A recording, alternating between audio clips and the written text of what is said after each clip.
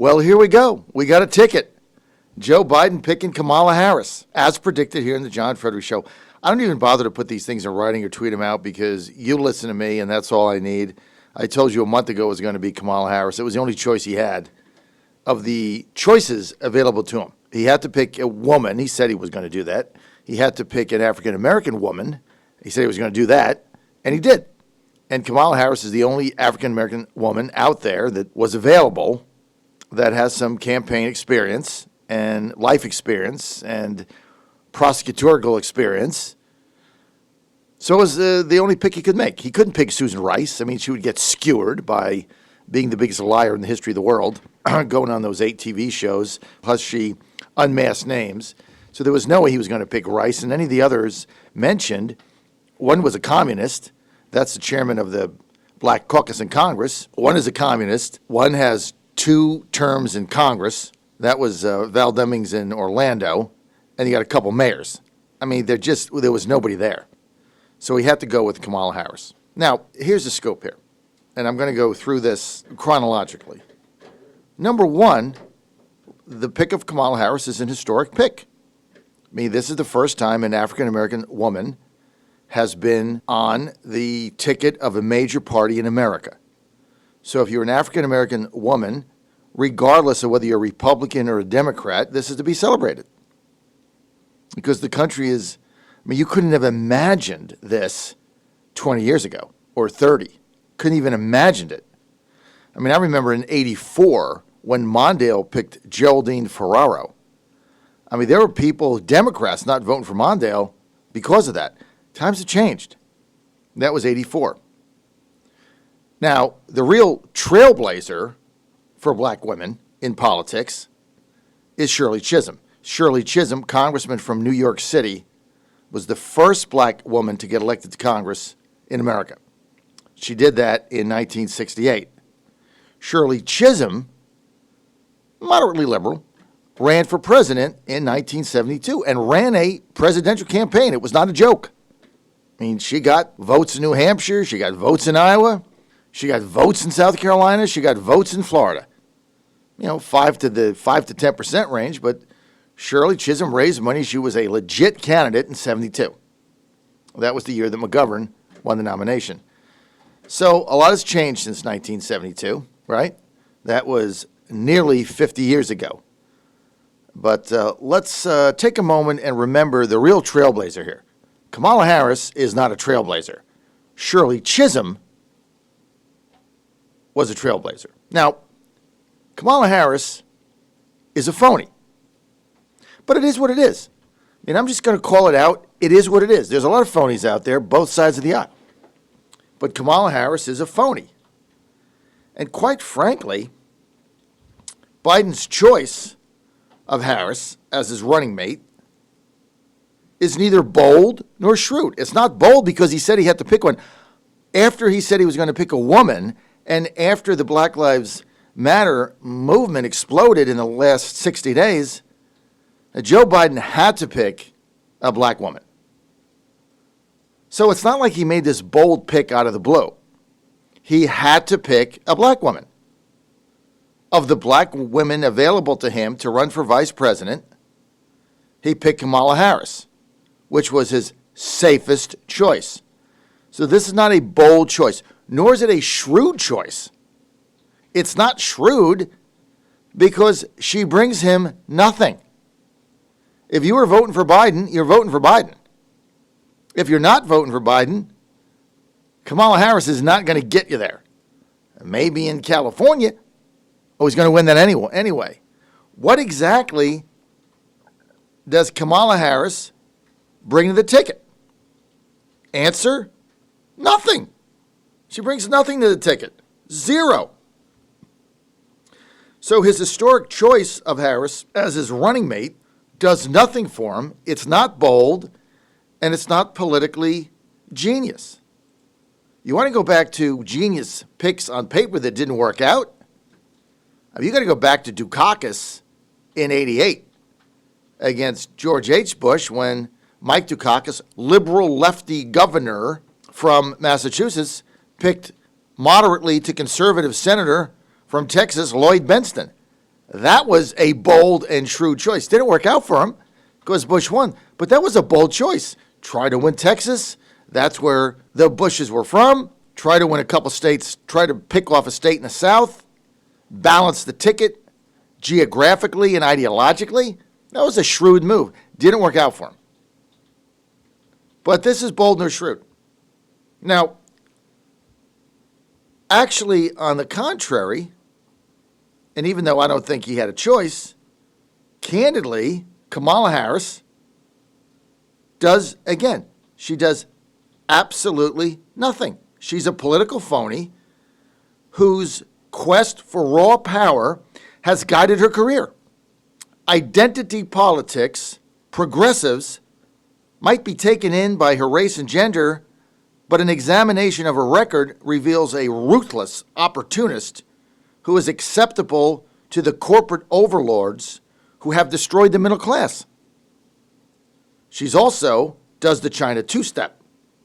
In the debates, Harris promised to scrap President Trump's tariffs on China on day one. Remember that? She said, "You elect me president and I will scrap the tariffs January 21st, Inauguration Day at noon, 2021, just as Beijing has been asking to do." In so doing, Kamala Harris made herself acceptable to the U.S. Chamber of Commerce as well as General Secretary Xi and Joe Biden. Now, throughout her, let's call it short-lived political campaign, Harris mislabeled China's economic aggression as Trump's trade war. Remember that? This is a phrase the Biden campaign uses repeatedly, so she fits right in. It puts her right in line with her empty suit at the top of the ticket. But it doesn't bode well for the duo's prospects in the general election. Now, blue-collar Americans in the Rust Belt states, crucial to victory in November for Biden, know three things. Number one, it's China's trade war, not Trump's. Number two, it began a long time ago and had nothing to do with Trump. And three, until Trump came along, Washington didn't do crap to do anything about China's wholesale destruction of American jobs, farms, and industries. In fact, they followed Wall Street's globalist lead to profit from enslaving the Chinese people while promising Americans retirement greeter jobs at Walmart. This is what they're going to have to run on. Now, what Harris is going to try to do is play the race card. And she knows how to do that. She's good at it.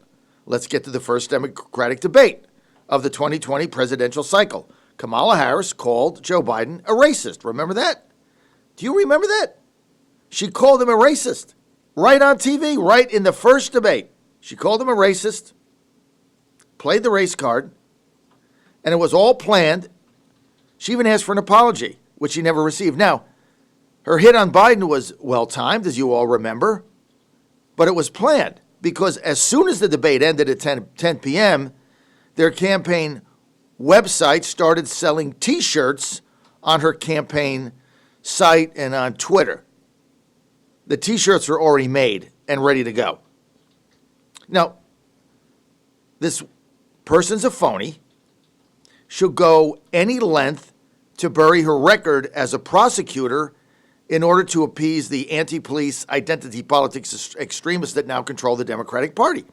As San Francisco DA, let's look at the record. As the San Francisco DA, Harris prosecuted more pot smokers than any of her predecessors together. And over 1,000 of those cases had to be dismissed. So she was the pot prosecutor of all time. Then, of course, as a presidential candidate, she goes on the radio, tries to be hip, and joked about smoking pot in college. Prison for thee, not for me, say the holy, smoky Kamala Harris. I smoke pot, that's fine for me, but if you smoke pot in California, you're going to jail. Unbelievable. Say anything to get elected is part of Kamala Harris's DNA. Now, we're not even going to talk about her history with Willie Brown. We're not even going to go there. But she opposed additional DNA testing to make certain a death row inmate, was not wrongly convicted. Later, when it was convenient for her presidential campaign, she reversed herself. And therein lies the history.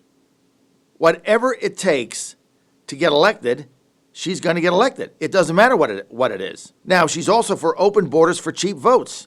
She fell in line with a radical left open borders crowd calling for unlimited immigration, unlimited taxpayer-provided benefits for anyone who shows up on her doorstep. She doesn't care that the jobs illegal immigrants take were once filled by native-born black Americans.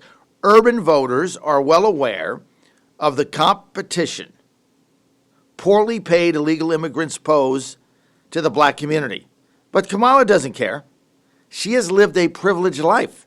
Her parents were elite university professors, and her entire adult life, she's been on the government payroll. This woman has never had a job in the private sector, ever, since she got out of college. She's never had a private sector job because either is Joe Biden. None of these people ever, neither of them have ever had a job. Now, in her failed run for president, Harris was all over the board. She gleefully embraced the new Democratic Marxist radical manifesto calling for trillions of dollars in new taxes and backing Bernie Sanders' government takeover of health care. She also signed on to AOC's Green New Deal for America. The joke has it that the Green New Deal is a watermelon, in my judgment. Green on the outside, red on the inside for communism. Indeed, this power grab of Kamala and Biden would raise taxes, install government economic planners, and the beat goes on. Harris made clear in her campaign the Green New Deal is about more than climate change. To her, it's about social change. Harris declared, and I quote, "We need a Green New Deal based in climate and environmental justice," whatever the hell that means. Which means, she said, building a clean economy that protects communities that have been neglected by policymakers for too long. So it's really not about even the climate. It's about some kind of justice. In plain English, that means racial quotas, that means bias in education, housing, transportation, grants, investments, regulations. These quotas in a Harris administration would become the norm. And if you don't think this can happen, just remember, the entire United States population, the liberty-loving USA, in 4 months gave up 80% of our freedoms without a whimper, just gave it up because somebody was afraid of the coronavirus. Just gave it up. Not even a fight, no guns, no takeover, no pain, just gave up their civil liberties so they could be kept safe, according to the media. Now, the rest of the Biden-Harris agenda includes cutting cops, cutting their funding, taking your guns, closing schools, and appeasing the CCP. Kamala Harris has proven herself willing to do anything to climb the ladder to greater power. You know her history. I don't have to go over it, and I'm not. But you know what it is. As such, she makes the perfect match for Biden, who's an empty vessel willing to be filled with the extreme agenda of the radicals on the left. And choosing Kamala Harris, who brings nothing to the table, Joe Biden has now completely ceded his candidacy and his campaign to the cancel culture mobs who roam Twitter, run the streets of Seattle, Portland, and camp in the corridors of the DNC. Biden-Harris, the most liberal left-wing ticket in the history of America. John Fredericks Radio Network.